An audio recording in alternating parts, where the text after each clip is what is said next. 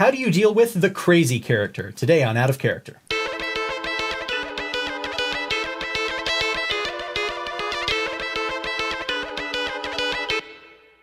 Welcome to Out of Character. I'm Jason Corley. I'm Scott Forster. I'm Jerry Creason. And assisting today on engineering is Aaron Lee Newburn. Hello. Today's question comes from Stephanie Pegg of Flying Monkey Games. She posted it on Story Games, and we've actually talked about Stephanie's games before. Unfortunately, Derek's not here because he had the best reading of the title of her game, which is Super Sparkle Action Princess GX. Oh, really? If you can imagine Derek saying that, I want to practice that.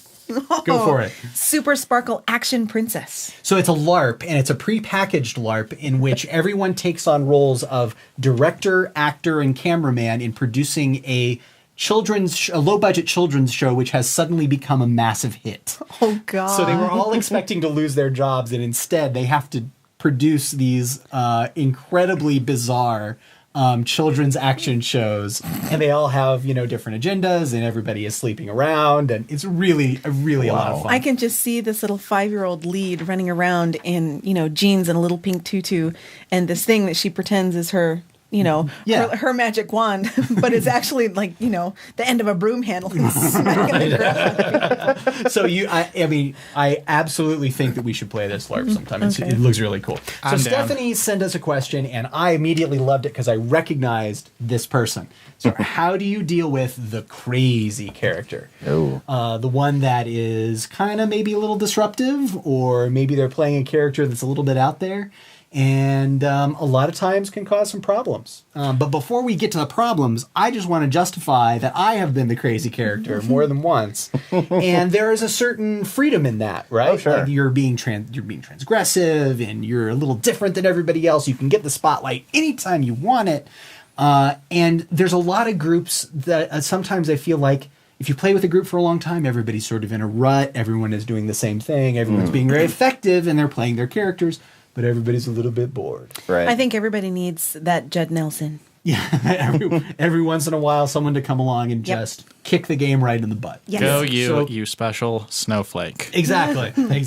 So there are good things about the crazy character, Oh, sure. but there are also some bad things. So what are some of the experiences you guys have had with respect to crazy character? Oh, gosh. I had a player whose role was pretty much to be the crazy character. He would make a new character. He was the crazy character. Then when this group got sick of him and he died because they killed him or had him arrested or threw him in a volcano or whatever, he makes another character, and that character is perfectly normal for about 3 months. And then he goes crazy again. And wow, that wasn't completely unpredictable. And it turned out the player himself was the crazy character, and we finally had to get rid of him because he was just enjoying trolling the game, basically. Right.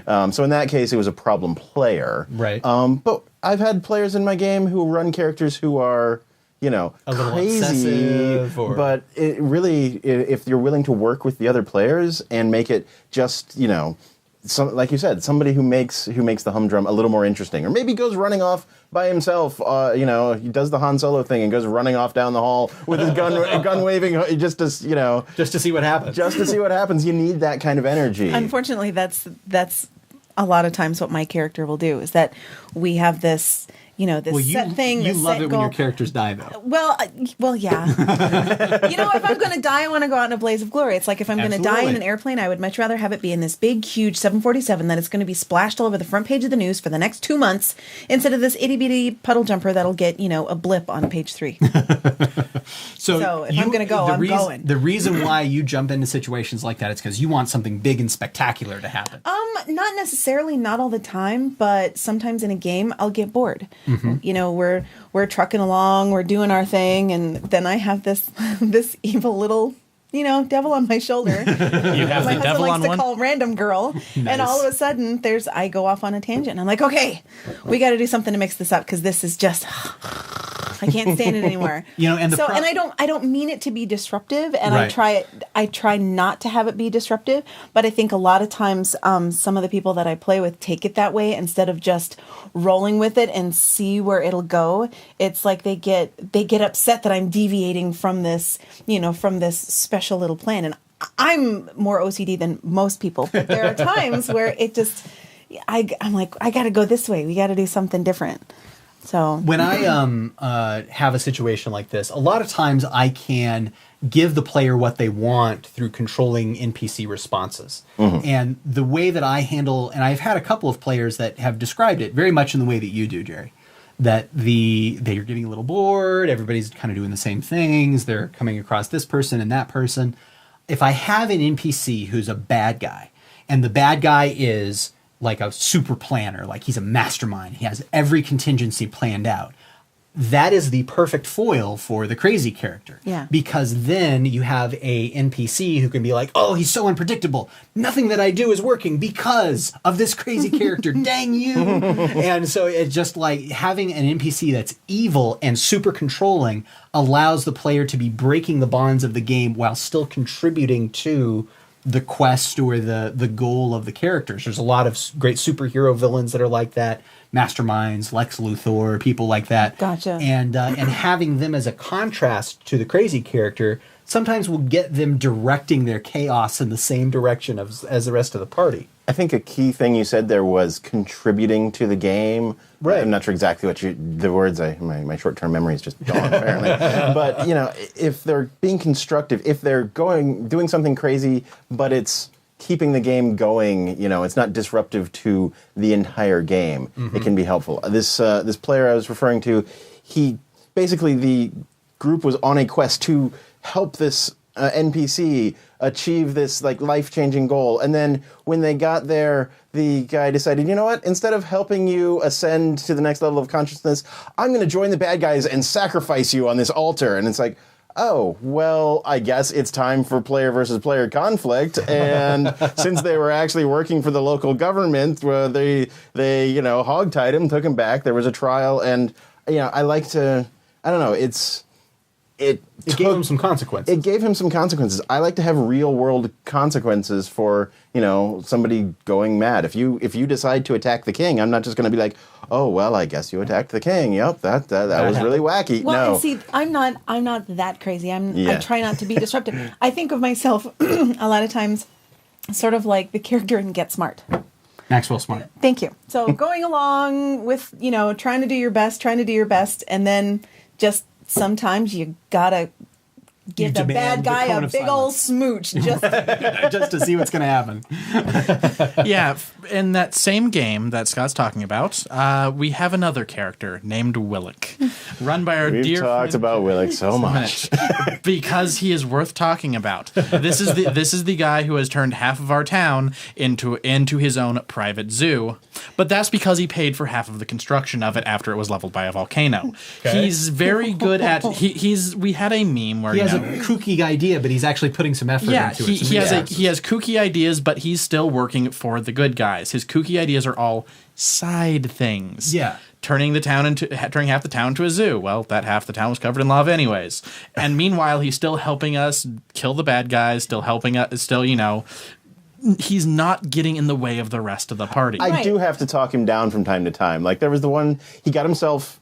He elbowed his way into becoming sheriff of the town, basically. Nice. Nothing bad can come. No, well, the leader of the town got put in some council, some alliance of different towns, and he's like, if I kill off the leader of the town, I can step into his space. And I'm like, well, I really don't think that would be a good idea for the coalition.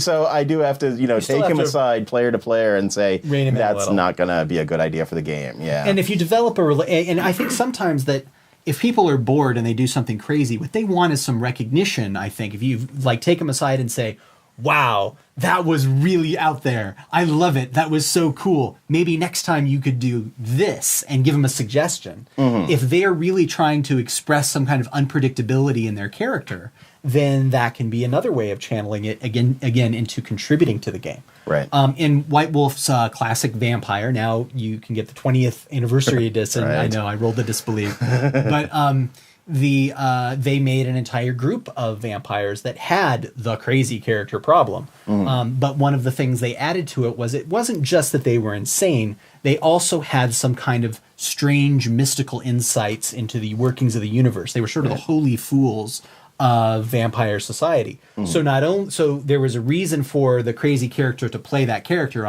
crazy player to play that character, obviously.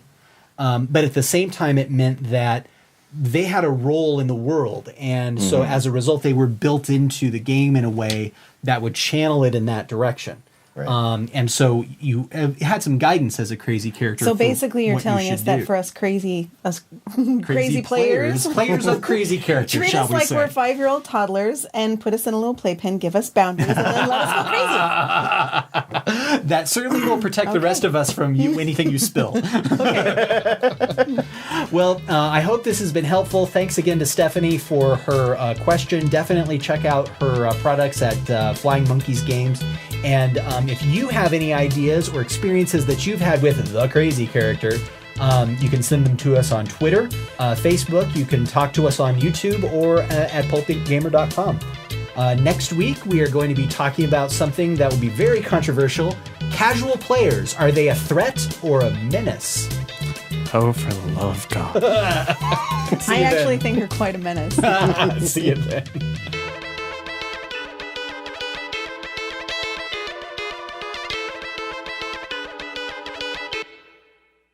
PulpGamer.com